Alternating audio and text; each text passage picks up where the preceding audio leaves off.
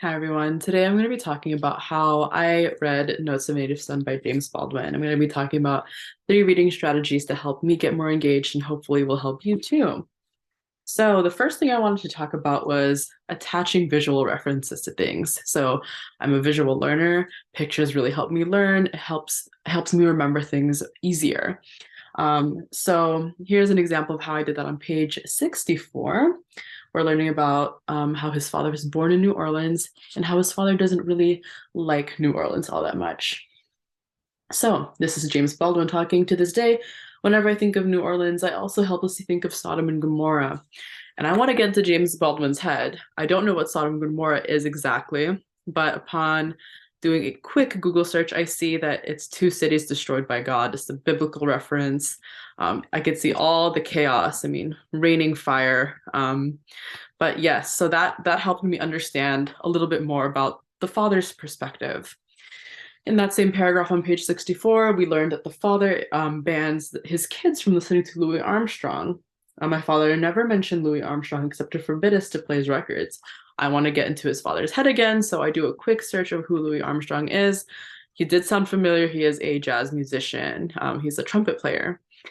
So all of this is going to help me remember some details and facts about his father. It's really solidifying in my head that his father was a really strict and stoic man. Okay, so I'm going to show you a little bit about some of the annotations in this text, so we'll switch view really quick.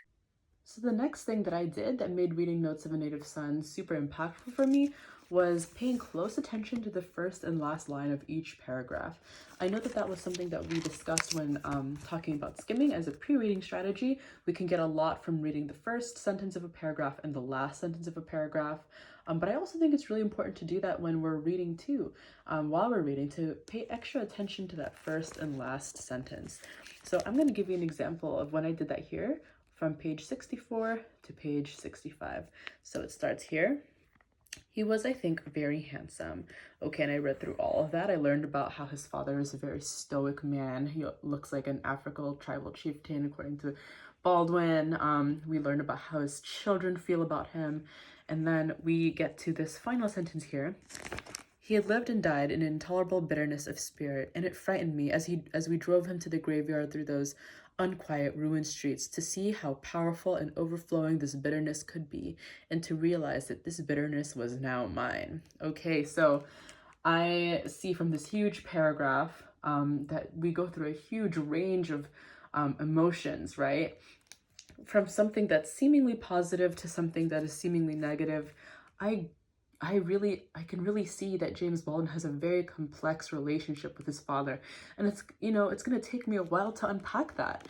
After all, this is only the second and third page of this essay. I can tell that there's going to be a lot discussed about the father and then about James. So that leads me to the next thing that made reading Notes of a Native Son so much easier for me and more engaging. At the side, in the margins here, in each paragraph, I kind of make myself write 2 to 3 words that really just showcase the big who. That's what I call the big who of who's being discussed, what's being discussed.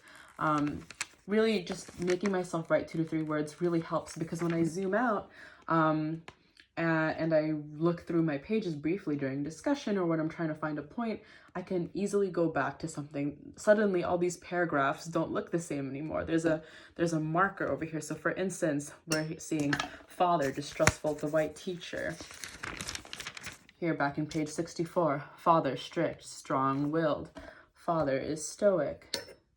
Father, trouble connecting. So we see a lot of pages about the father from page 64 all the way to page 68. Here, father distrustful. So lots of detailing about the father. So that helps me from a big picture perspective say, okay, so from page 64 to 68, James Baldwin dedicated a lot of page space to talking about the father.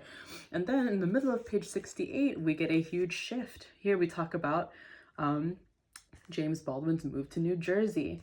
So let's read that sentence. But the year which preceded my father's death had made a great change in my life.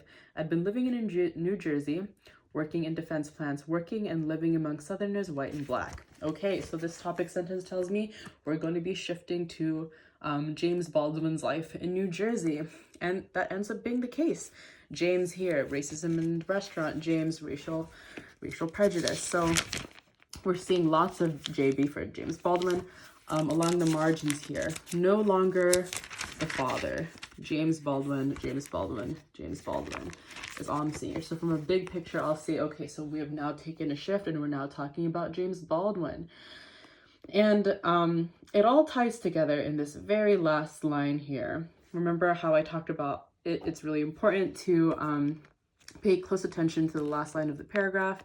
It was especially helpful for this case. I'll read it out loud to you. This is on page 72. I saw nothing very clearly, but I did see this, that my life, my real life, was in danger, and not from anything other people might do, but from the hatred I carried in my own heart. Okay, so I noted that this bitterness that James Baldwin is describing after he's just gotten harassed by the racist restaurant goers in New Jersey reminds me of the line in page 65 where he is talking about the bitterness that he inherited from his father, which is right here. So I would not have been able to really make that connection solid in my mind if I had not, one, gave myself some quick keywords on the side here that showed what the main ideas were, and two, if I didn't pay close attention to the last sentence of each paragraph. Paragraphs are really important for me because there's a reason why authors break things up and break their ideas up. It signals a change, a shift, a new idea. It helps things, instead of being a big jumble of ideas, to be nice, separate, and neat. So that really helped me there. Anyway, thank you so much for listening.